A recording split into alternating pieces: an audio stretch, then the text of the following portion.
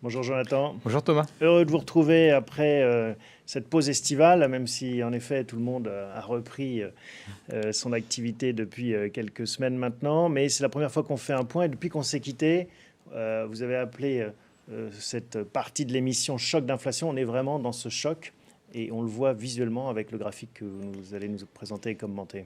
Effectivement, cet été, on a connu des épisodes de canicule en France. Eh bien, l'inflation est sur des niveaux stratosphériques. Euh, on voit que l'économie est en surchauffe et ça se traduit par des prix qui sont en forte hausse. Vous le voyez sur ce graphique, c'est l'évolution. 6,1% août 2022, c'est en Ça, France. c'est le dernier chiffre connu, donc c'est sur le mois d'août 2022. Vous voyez qu'il est au plus haut de loin depuis les 25 dernières années, et on pourrait remonter encore plus loin depuis 40 ans. On avait connu un pic en 2008 au moment de la crise des subprimes, et ça n'a pas duré longtemps, et on n'est pas monté aussi haut, on avait atteint les 4%, et ensuite l'inflation était retombée très rapidement. Là, le sujet, c'est que justement, elle n'est pas en train de retomber rapidement.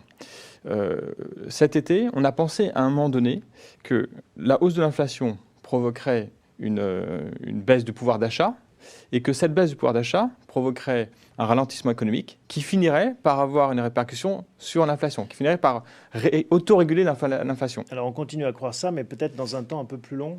Alors je crois qu'on le croit moins, en fait. Ce que nous disent maintenant les banquiers centraux, la Fed en premier lieu, Jérôme Powell nous dit, dorénavant, en fait, je vais tout faire pour ralentir l'économie. C'est par ma politique monétaire que l'économie va ralentir et que l'inflation va finir par rebaisser. Elle ne rebaissera pas toute seule. D'accord. Donc ce que vous dites, c'est que il ne suffit pas de prendre un peu de pouvoir d'achat pour que la température rebaisse. Il va falloir aussi prendre des emplois, créer plus de chômage. Enfin, c'est ce que dit Jérôme Powell. En creux, c'est ce qu'il dit effectivement.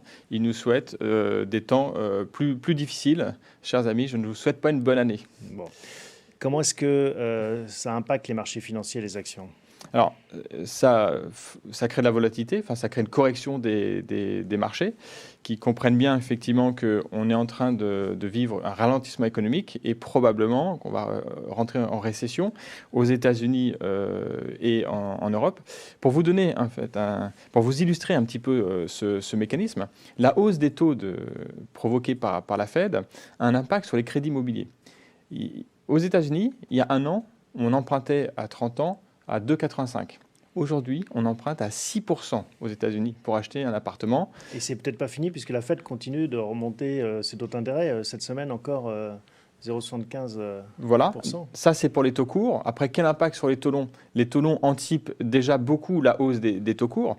Donc si Jérôme Powell est obligé d'augmenter plus que ce que les marchés anticipent, alors ça aura un impact sur les taux longs. Et donc, ça aura un impact sur les crédits immobiliers, encore plus que ce qu'on connaît aujourd'hui.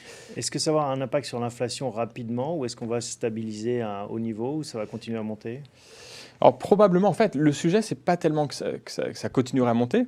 En tout cas aux États-Unis. En France, c'est un peu différent compte tenu des différents mécanismes qu'on a mis en place. Aux États-Unis, la question est de savoir à quelle vitesse ça va ralentir. Elle est déjà en train de ralentir un petit peu, mais elle ralentit pas assez vite. Elle est sur un niveau très élevé, au-dessus de 8,5%.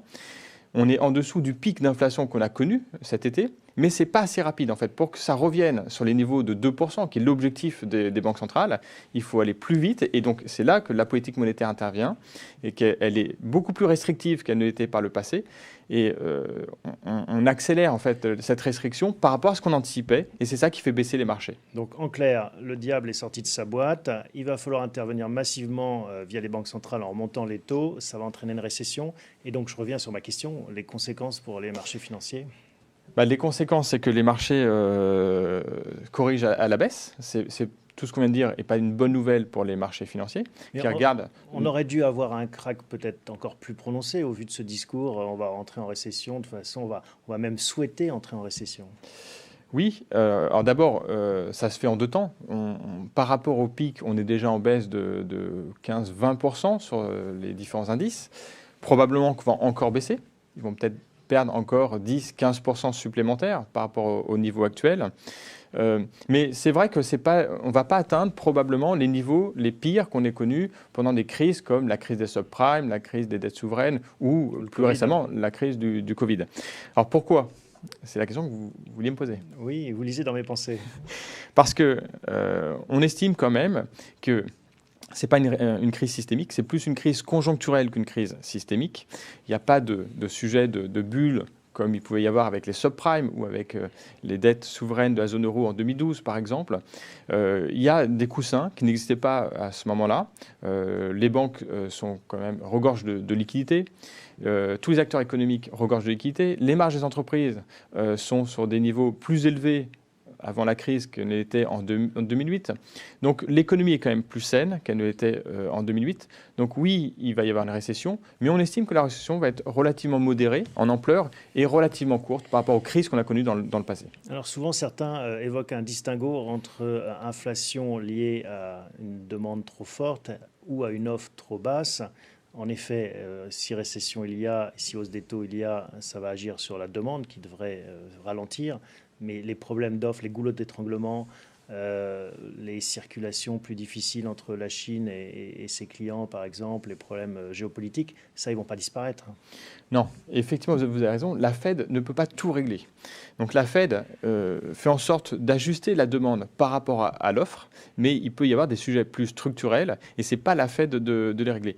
On peut estimer quand même que sur la durée, ces problèmes vont pas être complètement réglés, mais vont s'améliorer. En fait, que la situation va s'améliorer. En Chine, par exemple, on peut espérer que d'ici 1 ou 2 ans, on espère le plus rapidement possible, les problèmes d'organisation et les problèmes industriels vont se résoudre. Mais ça peut prendre du temps quand même. Une dernière question, Jonathan. En effet, c'est assez rare de vous voir orienté à la baisse sur les marchés, enfin annoncer une baisse. D'habitude, vous êtes plutôt optimiste et à raison. Passer l'approuver, mais qu'est-ce que vous recommandez à vos clients qui regardent cette émission? Qu'est-ce qu'il faut faire? On attend, on fait le dos rond, on sort, on short, on fait quoi?